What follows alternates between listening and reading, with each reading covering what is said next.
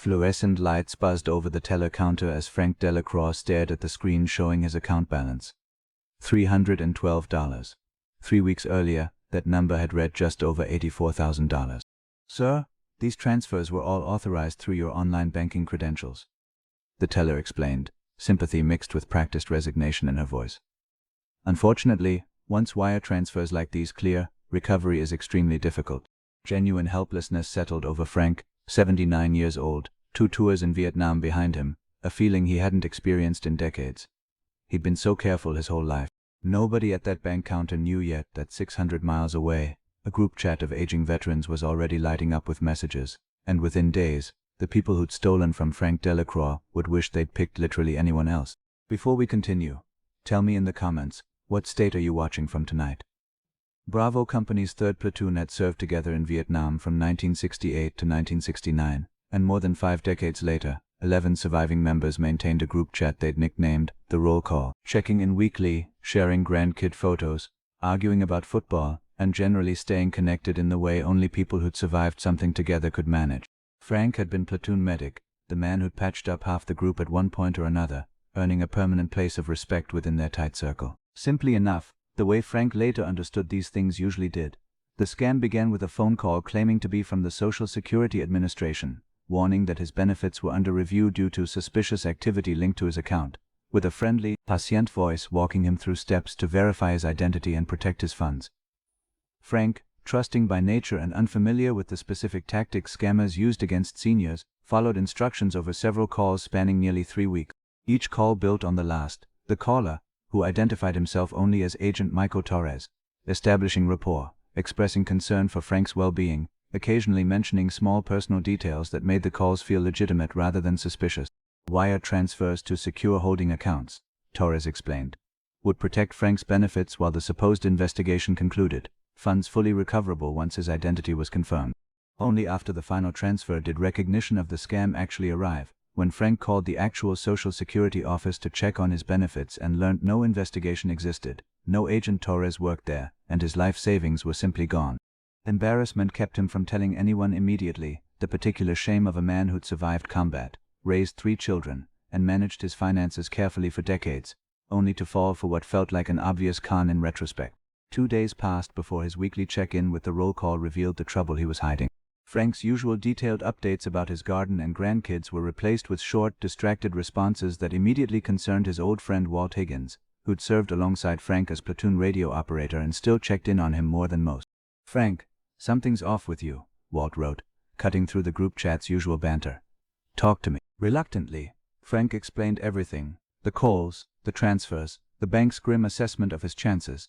Within an hour, the roll call had transformed from casual catch-up chat into something closer to a command center, 11 aging veterans mobilizing with the same instinctive protectiveness they'd shown each other decades earlier in considerably more dangerous circumstances. Local police, when Frank finally filed a report, treated the case with the weary familiarity of officers who'd seen dozens of similar scams targeting elderly residents, most concluding with funds untraceable and perpetrators operating from overseas jurisdictions well beyond practical prosecution. If you've stuck with this story, you already sense Frank's unit isn't finished yet. And if you want to see exactly what they uncover, hit subscribe now, because we're getting close to the moment these scammers learn who they actually targeted. One member of the roll call brought considerably more relevant expertise to the situation than local law enforcement realized, unbeknownst to the responding officer.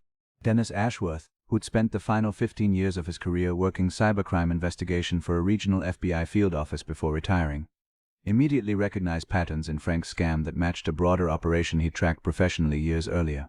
These scripts, the specific language patterns, the wire transfer structure. "This isn't some random scammer working alone," Dennis explained during a video call with the group. "This has the fingerprints of an organized operation, probably running dozens of similar scams simultaneously." Call times, the specific phrases Agent Torres used, transfer destination details from bank statements. Dennis gathered everything Frank could remember, cross-referencing the information against fraud databases and reporting patterns he still had access to through professional contacts, despite his retirement. 2 other roll call members contributed unexpected skills to the effort. Marcus Reyes, who'd built a modest career in IT security after leaving the military, helped trace digital footprints left in email communications Frank had also received. Sam Whitfield, whose daughter worked in financial fraud compliance for a major bank, connected Dennis with someone who could help identify the specific network the wire transfers had moved through. 3 days of coordinated digging produced something that immediately caught Dennis's attention, a pattern of financial routing that matched an active, ongoing federal investigation into a call center operation specifically targeting elderly veterans through Social Security-related scams across multiple states. "Frank," Dennis said during their next call, "I think what happened to you might actually be part of something considerably bigger than we initially realized." Dennis's old contacts within the FBI's Financial Crimes Division took the information seriously the moment he presented it, recognizing the case details matched an operation federal investigators had been building for over a year without sufficient evidence to move forward with prosecution. What Dennis and the others gathered, Special Agent Renata Cole explained during a call with Frank and several roll call members, gives us corroborating evidence we genuinely needed. The specific script language, the transfer routing pattern, the timeline. This connects directly to a call center operation we've been investigating, one that's defrauded elderly Americans, with a specific focus on military veterans, out of an estimated $11 million over the past 2 years. Working through the magnitude of what Dennis's investigation had actually uncovered, Frank listened carefully. "So this wasn't just me." "Not even close," Agent Cole confirmed. "You're one of at least 60 confirmed victims we've identified, and likely many more who haven't come forward yet, possibly out of the same embarrassment you initially felt."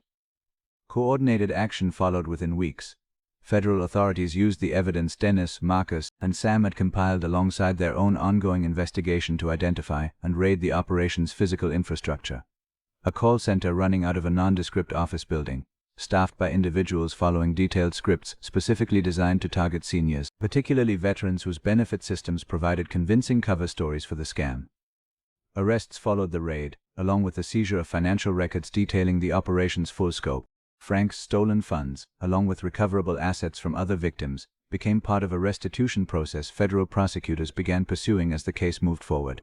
"I still can't quite believe this happened," Frank admitted to the group during a celebratory call once the raid's success became clear.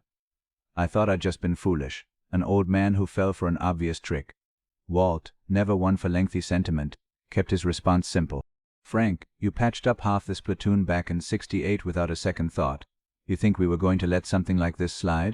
Restitution proceedings, while lengthy, eventually recovered a substantial portion of Frank's stolen savings, supplemented by a victim compensation fund established as part of the broader prosecution against the call center operation. Full recovery wasn't guaranteed or immediate, but the process gave Frank considerably more hope than the bank's initial grim assessment had offered. Regional media attention followed within weeks, several outlets picking up the story specifically for its unexpected angle. A group of veterans in their 70s and 80s using decades-old bonds and unexpected post-military careers to help federal investigators dismantle a fraud operation. Other veterans who'd fallen for similar scams began coming forward once Frank's story became public, several specifically citing the same embarrassment that had initially kept Frank silent. Dennis, alongside a veterans advocacy organization, began developing educational materials specifically addressing these scams, using anonymized details from Frank's case as a teaching example. "I spent weeks feeling like a fool," Frank told a local reporter during one interview, "before I understood that shame was exactly what these people were counting on. They target veterans because they know we've been taught not to ask for help, not to admit when something's gone wrong." Much as they always had, the roll call's weekly check-ins continued, though Frank noticed a subtle shift in how the group approached vulnerability after his experience. More willingness among the aging veterans to mention when something felt off, less hesitation about reaching out when things weren't quite right. Marcus and Sam, energized by their unexpected role in the investigation, began volunteering with elder fraud prevention programs in their respective communities, using skills they hadn't fully appreciated until circumstances called on them unexpectedly. The bonds built decades ago don't fade, and sometimes they're exactly what saves you when you need it most. Frank's unit never stopped watching out for each other, and it cost a fraud network everything. If stories like this move you, subscribe, because there's more coming every week.